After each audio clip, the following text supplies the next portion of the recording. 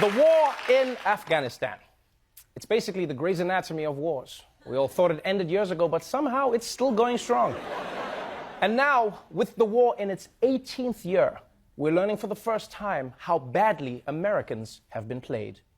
Tonight, newly released documents raise serious questions about whether the American people were lied to about the progress of the war in Afghanistan, the longest in our history. A massive new trove of confidential documents obtained by the Washington Post reveals U.S. officials systematically lied to the American public about the Afghan war, virtually since the beginning, 18 years ago. The objective? To conceal widespread fears that America was losing. The rosy picture that's been painted by our political and military leadership is not the real picture on the ground. Yes, for 18 years, the American government has been painting a rosy picture, telling Americans everything has been going great in Afghanistan, when in reality, it's a total shit show. It's basically the technique every failing couple uses on Instagram. You know, it's just like hashtag date night, hashtag couple goals, send. It's like, are you done with your phone now? Well, if you didn't smile so shitty, I wouldn't have to take so many pictures, you dick. I hate you. I hate you more. Let's do one more in portrait mode. Ah.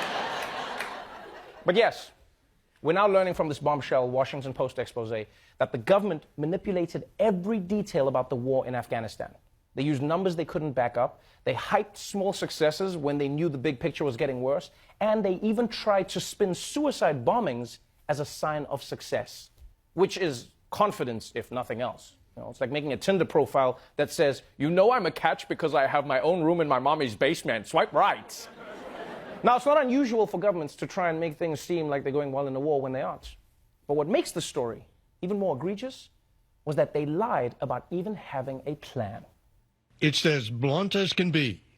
We didn't know what we were doing. We didn't know exactly why we were there or how we could get out, and not a soul could define victory. Retired General Douglas Lute, the Afghan war czar, saying in 2015, "What are we trying to do here? We didn't have the foggiest notion of what we were undertaking." We didn't have a strategy. We didn't even know who the enemy was. Who were we there to fight? Wow. America sent its troops to Afghanistan for 18 years, and they didn't even know who they were going to fight.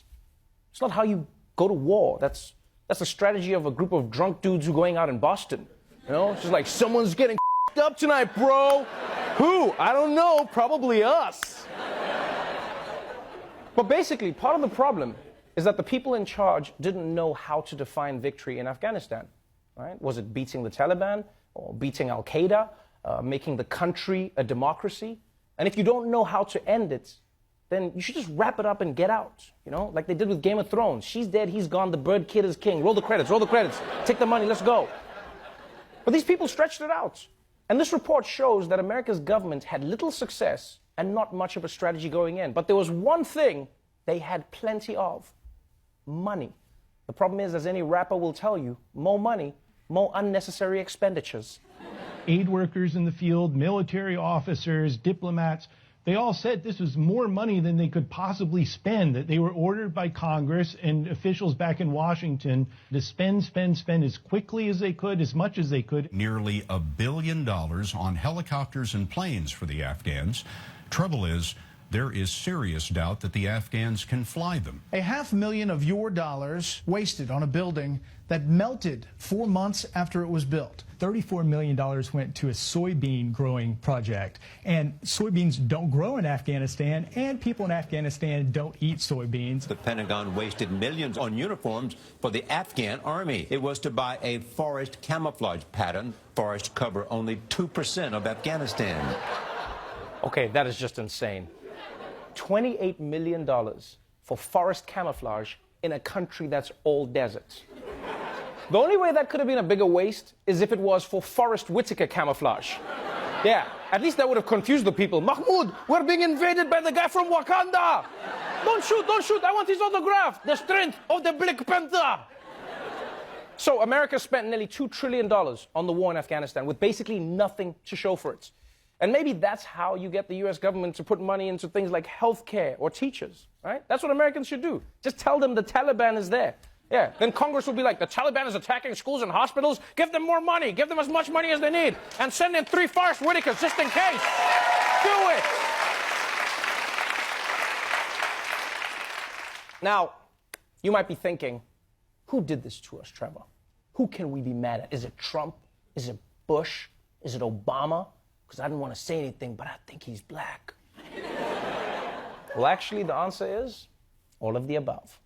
U.S. officials have misled the American people about the conflict across 3 administrations, with decades of upbeat presidential pronouncements about the war. Our progress is a tribute to the spirit of the Afghan people and to the might of the United States military. Here, in the pre-dawn darkness of Afghanistan, we can see the light of a new day on the horizon. Great progress is being made. The spirit, and I'm hearing it from everybody that goes over comes back and said, really, it's like a different place. Yeah, it turns out that Bush, Obama, and Trump all did their part to exaggerate America's success in Afghanistan. And I guess that's the silver lining in the story. In a country increasingly divided every day, it's nice to learn that there's one issue that brings America's leaders together: lying about war.